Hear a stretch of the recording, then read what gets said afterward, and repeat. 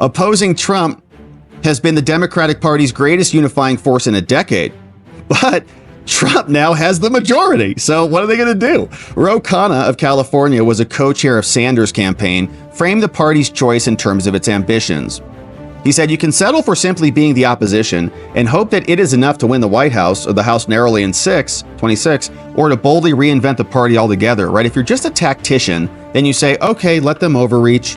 If the Democrats aspire to more, if we want to build a governing majority, we got to realize we got a lot of work to do.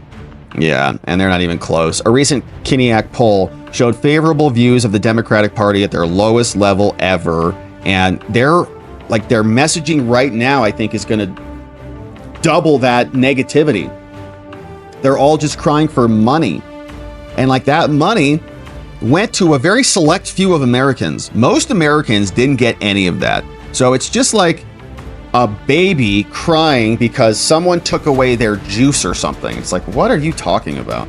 Like, relax. At some point, Democrat leaders need to break the decorum and be honest with themselves. Something is deeply wrong. Yeah, their party, and pretending otherwise won't stop them from noticing. The new chairman of the DNC, Ken Martin, has emerged as a surprising flashpoint, saying anyone saying we need to start over with a new message is wrong. Great, double down. The line is ricocheted throughout the party, leaving many Democrats shaking their head in dismay, saying that Mr. Martin will defend the status quo. Yeah, they elected David Hogg.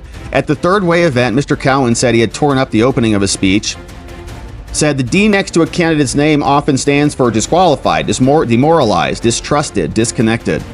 Yeah, and like their bench are guys like Dan Goldman, you have Chris Murphy, Hirono, Warren, Schatz, maybe like Ossoff or somebody from Georgia could come and revindicate the party, like this younger, newer energy. Like they need like a new Barack Obama or something, right? But who is that? Mr. Martin contended that the problem was not the Democratic agenda, and even Obama wouldn't play now. Like, okay, hope and change, my booty, get out of here. No one believes you anymore, right? It's all platitudes. We're tired of that crap. And that's all the Democrats have. Like, what can they point to that has been a positive policy development that is going to be better than anything Trump is doing?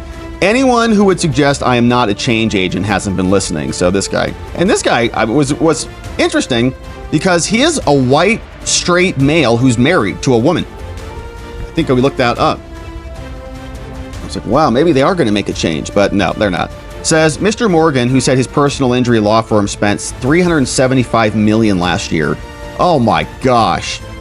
Man, these PI law firms are crazy. This is a big reason why many people hate lawyers so much.